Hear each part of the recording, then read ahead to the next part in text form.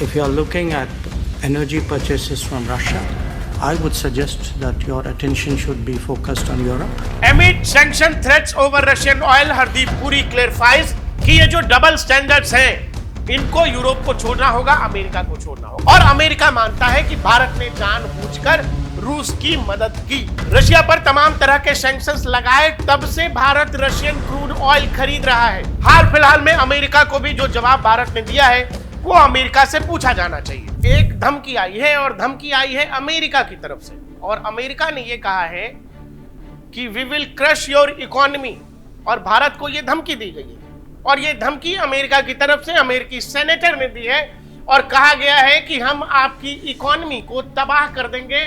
और जिन्होंने धमकी दी है उनका नाम है लिंडसे ग्राहम। ये भाई साहब का ये कहना है और ट्रंप के बेहद करीबी हैं, इनका ये कहना है कि ये भारतीय इकोनॉमी को तबाह कर देंगे। और इनका कहना यह है कि चाइना, ब्राजील, इंडिया जैसे देशों की इकोनॉमी तबाह कर देनी चाहिए अगर वो रशियन क्रूड ऑयल खरीदने पर रोक नहीं लगाते हैं।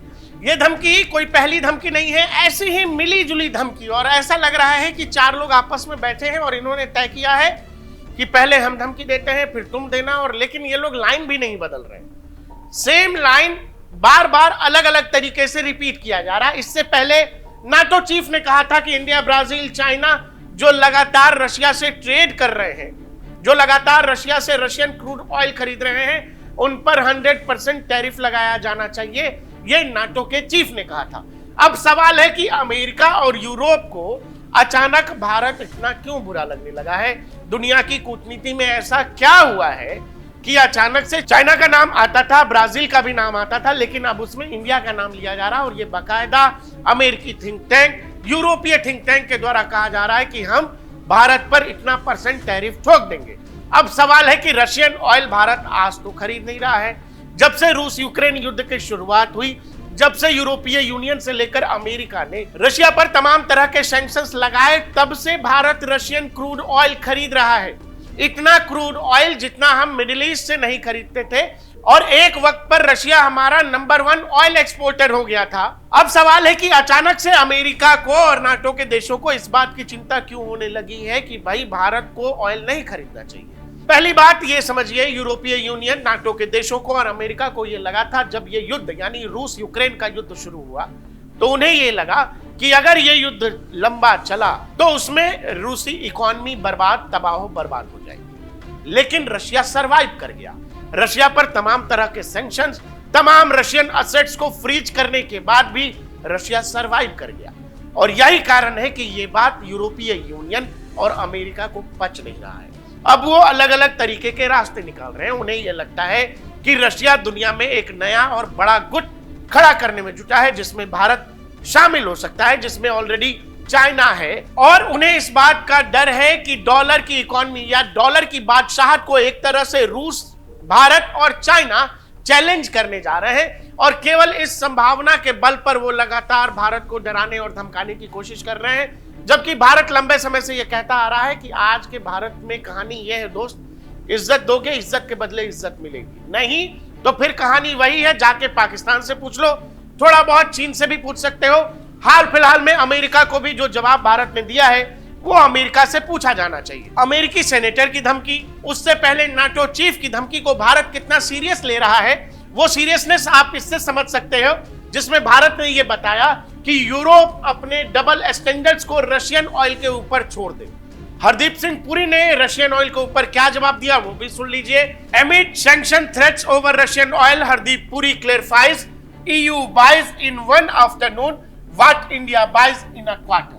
का मतलब यह है कि हमें ज्ञान देना छोड़ दो। जिस रशियन ऑयल के ऊपर नाटो के देश और अमेरिका इतना चिढ़ा हुआ है, उसी को लेकर हरदीप सिंह पुरी का यह कहना है, हर दोपहर यूरोप रशियन ऑयल उतना खरीदता है जितना हम एक क्वार्टर में खरीदते हैं। का मतलब 3 महीने में भारत जितनी खरीदारी रशियन क्रूड ऑयल की खरीदता है, उससे ज्यादा एक दोपहर यानी एक दिन में यूरोपीय यूनियन के देश, नाटो के देश करते हैं। और इसी पर भारत ने कहा कि ये जो डबल स्टैंडर्ड्स हैं इनको यूरोप को छोड़ना होगा, अमेरिका को छोड़ना होगा। अब सवाल है, वो चाहे ट्रंप का करीबी सेनेटर हो, अचानक से ये खेल क्यों शुरू हो गया जिसमें भारत का नाम सम्मिलित करके धमकी दी जा रही है, तो उसके लिए आपको इन तस्वीरों पर गौर करना पड़ेगा, जिसमें विदेश मंत्री चीन जाते हैं, वहां चीनी विदेश मंत्री से मुलाकात होती है, जिसमें भारत के एनएसए अजीत डोभाल चीन जाते हैं, वहां के विदेश मंत्री से मुलाकात होती है।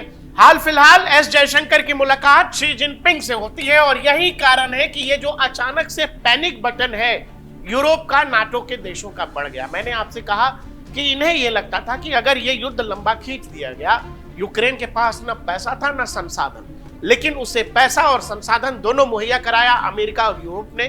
जानबूझकर यह युद्ध लंबा खींचा गया। यूक्रेन की हैसियत नहीं थी कि वो इतने लंबे समय तक रूस के सामने लड़ पाता, लेकिन यह लड़ाई लंबा खींचा गया क्योंकि यूरोप और अमेरिका को यह लगा था कि इसके बाद तो रशिया के टुकड़े टुकड़े हो जाएंगे, रशियन इकोनॉमी तितर बितर हो जाएगी। लेकिन रूस ने रास्ता निकाल लिया। हमेशा से भरोसेमंद साथी रहा भारत, एक बार फिर रूस के साथ खड़ा हुआ, जैसा रूस हमारे साथ इतिहास में खड़ा होता रहा है।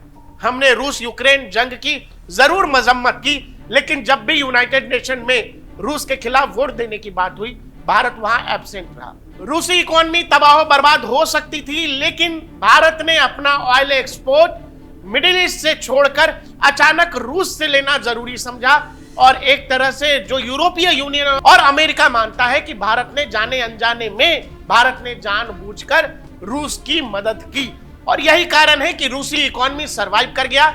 और वही तेल खरीद के भारत यूरोपीय देशों को मोटे दामों पर बेचता रहा। नाटो के देश, यूरोपीय देश ये तो कहते हैं कि रूस के क्रूड ऑयल पर सैंक्शन होना चाहिए, रूस के गैस पर प्रतिबंध होना चाहिए, लेकिन एक सच ये भी है कि अगर रूसी गैस और रूसी तेल यूरोप नहीं जाए तो यूरोप ठंड में ठिठुर कर खत्म हो जाएगा। ये बात यूरोपीय देश भी बेहतर समझते हैं, और यही कारण है कि जब भारत रूस से तेल खरीद रहा था, उस तेल का बड़ा हिस्सा भारत से यूरोप के देश खरीद रहे थे। और इस बात पर एस जयशंकर पहले भी बता चुके हैं, जो बात हरदीप सिंह पुरी ने कही है। I noticed you refer to oil purchases. If you are looking at energy purchases from Russia, I would suggest that your attention should be focused on Europe, which probably we do buy some energy which is necessary for our energy security. But I suspect, looking at the figures, probably our total purchases for the month would be less than what Europe does in an afternoon. So you might want to think about it. अचानक से ये जो धमकियों का सिलसिला शुरू हुआ, जिसमें Donald Trump ये बताते रहे कि भाई हमने समझौता करा दिया, हमने सीज फायर करा दिया, अब ये कहानी धमकी तक चली गई है, जहां कोई यूएस सेनेटर धमका रहा है तो कभी नाटो का चीफ धमका रहा है।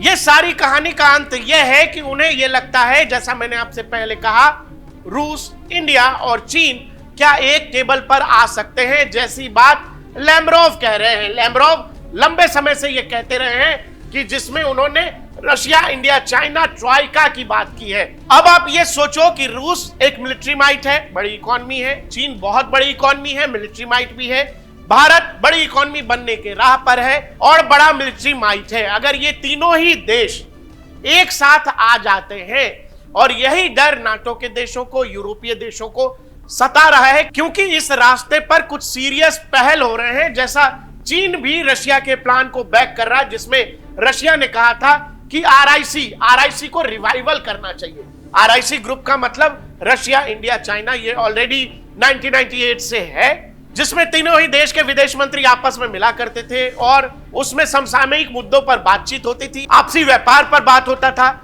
लेकिन गलवान वाली घटना के बाद भारत ने इसमें हिस्सा लेना बंद कर दिया।